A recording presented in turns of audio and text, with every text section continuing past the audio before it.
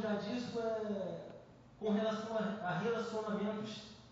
Esse mês agora, 2 pessoas me chamaram para abrir um negócio. Abrir uma empresa na área que eu atuo. Eles proporam entrar com capital. Eu entraria com o meu conhecimento, minha mão de obra.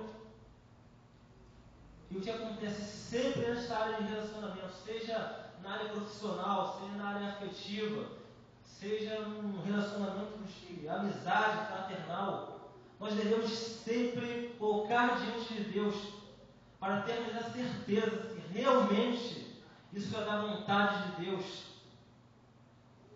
Uma coisa muito importante gravarmos para nós: a principal porta que Deus usa para abençoar a nossa vida é através de pessoas, é através de alguém. Quando Deus quiser abençoar a sua vida, Ele vai usar alguém para abençoar a sua vida. Mas uma segunda coisa importante que precisamos guardar também, que a principal porta que o diabo usa também é alguém. Se ele quiser destruir você, na verdade ele luta para isso, para nos destruir, ele sempre usará alguém para querer colar na gente, alguém que chegue de forma sutil para atrapalhar a obra de Deus na nossa vida. Então, fique atento, meu irmão, e tudo esteja pedindo confirmação a Deus do que Ele tem para a sua vida. A segunda coisa que eu quero compartilhar com vocês é que as bênçãos de Deus, como eu já disse, ela tem 2 sentidos. Ela tem 2 lados. O lado objetivo, que é o lado factual, e o lado subjetivo, que é o lado experimental. O que vem a ser isso?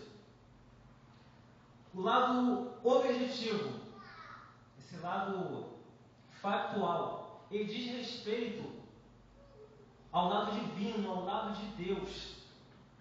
Ele refere-se a Deus como o abençoador. Ele refere-se a Deus como o doador da bênção. Nesse sentido objetivo,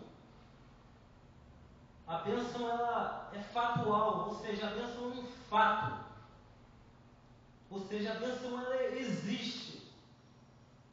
Creia o ser humano ou não creia, a bênção de Deus ela é real. A bênção de Deus ela existe. E a primeira característica nesse sentido objetivo, dizendo que a bênção de Deus é um fato, é que a bênção de Deus ela é absoluta. Dizer que a bênção de Deus é absoluta é dizer que ela não depende de ninguém, ela não depende de terceiros, ela não depende de intermediários, ela não depende de fatores favoráveis.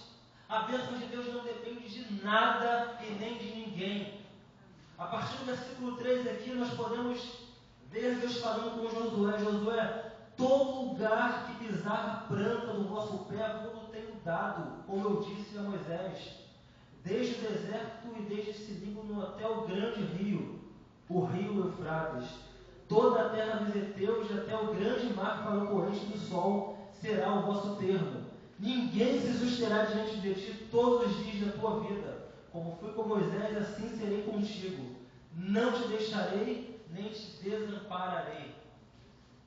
Ela é absoluta. Ela não depende de intermediário, não depende da boa vontade de ninguém. Deus estava falando aqui com Josué: Josué, eu garanto a vitória. Eu vou te abençoar. Onde você colocar a planta do seu pé, eu vou te dar, eu vou te abençoar. Isto não dependeria se o inimigo fosse forte ou fraco. Isso não dependia também da força de Josué. A bênção de Deus não depende de terceiros, não depende de circunstâncias, não depende de nada disso. Ela é absoluta, ela é real, ela existe. Crendo você ou não crendo, a bênção de Deus ela existe. Muitas das vezes nós não recebemos. Muitas pessoas não recebem a bênção de Deus. Mas o problema não está na bênção, o problema não está em Deus. Se em algum momento deixamos de receber, o problema está em nós. A bênção de Deus ela é absoluta, ela existe. Eu creio que hoje nós lidamos com vamos dizer assim, uma carência muito grande nessa área de atuação, na área de bênçãos, de milagres, por parte na visão de Deus.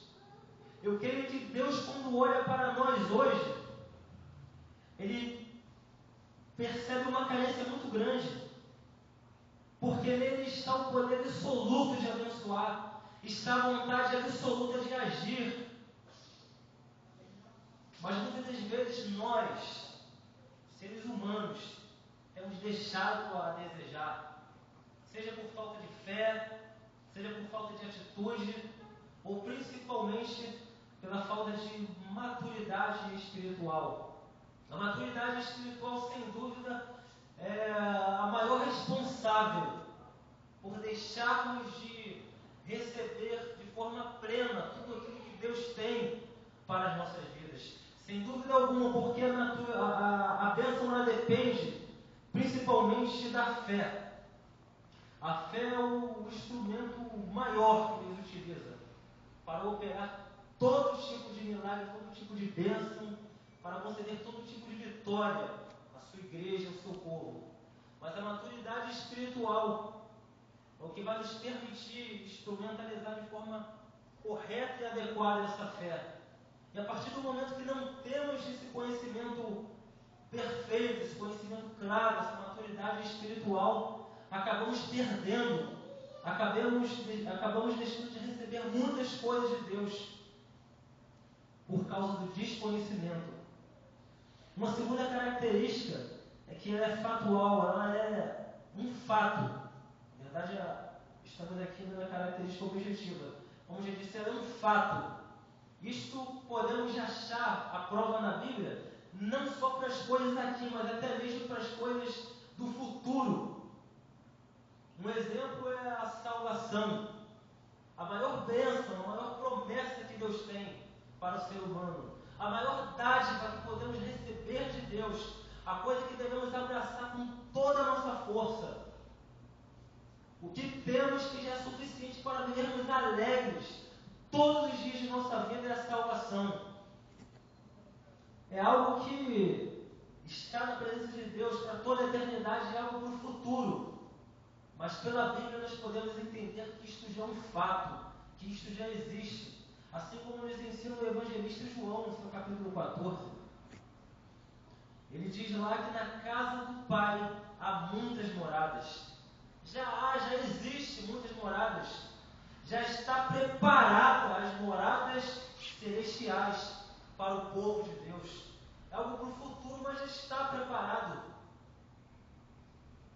Antes da fundação do mundo, antes que o homem viesse a existir, Deus já havia planejado enviar o seu Filho para resgatar você e a mim, para resgatar aquele que se havia perdido, porque Deus já sabia que o homem haveria de falhar. Antes da fundação do mundo, Deus já havia preparado, já está preparado as bodas do Cordeiro. Algo que vai acontecer num tempo que já está determinado por Deus. A volta de Jesus, ela já tem um tempo determinado. Há muitas pessoas que acham, ela só vai vir quando o Evangelho for pregado a todas as pessoas. A Bíblia não fala que o Evangelho vai ser prego a todas as pessoas, mas a todo mundo. Até porque há muitas pessoas que já morreram, sem sequer ter ouvido a palavra de Deus. Como ficaria então a situação dessas pessoas? A vida de Jesus ela já está determinada. Não há nada que você e eu possa fazer para adiantar ou para adiar a vinda de Jesus. Por mais que preguemos pela internet, tentamos já então vou evangelizar todo mundo. Porque quando o evangelho chegar a todo mundo, Jesus vai voltar. Não tem como adiar isso, adiantar ou adiar. Já tem um momento determinado que somente o Pai sabe. Então guarde isso em nome de Jesus. A bênção de Deus é um fato, ela existe. Então o que falta para a igreja receber? O que faltava para Israel receber a bênção de Deus naquele tempo? A promessa já havia sido liberada para aquele povo, mas a grande maioria perdeu, a grande maioria morreu, a grande maioria não recebeu. E aí começamos com isso, então, quebrar algumas alguns paradigmas que ouvimos em nosso tempo. Como, por exemplo, quem tem promessa não morre. Havia uma promessa para aquele povo, e muitos morreram mesmo tendo promessa e não herdaram. Ou então quem tem promessa não morre. Não morre quem está debaixo da promessa, quem está vivendo a promessa, quem está aguardando a promessa, quem está crendo na promessa, quem está tendo as atitudes certas, corretas, adequadas para receber a promessa. Muitos daqueles ali, povo de Deus, morreram, perderam. E é outro paradigma que ouvimos muito hoje: você nasceu para vencer. Desde que o homem pecou no Éden, você que tem muito estudo bíblico aqui, você já conhece isso, que o homem não nasceu para vencer. Por causa do pecado, se o homem nasce, ele não tem um encontro com Jesus, na verdade ele perdeu a sua salvação. Mas a Bíblia diz que quando esse homem, ele tem um encontro com Jesus, ele entrega a sua vida a Deus, ele recebe Jesus em sua vida, aí ele muda de condição. Aquele homem que estava destinado à derrota, agora ele passa não somente a vitória, e não se torna somente um vencedor, mas a palavra de Deus garante a você que nasceu de novo, que entregou a sua vida a Jesus, que é a igreja do Senhor, que você é mais do que vencedor.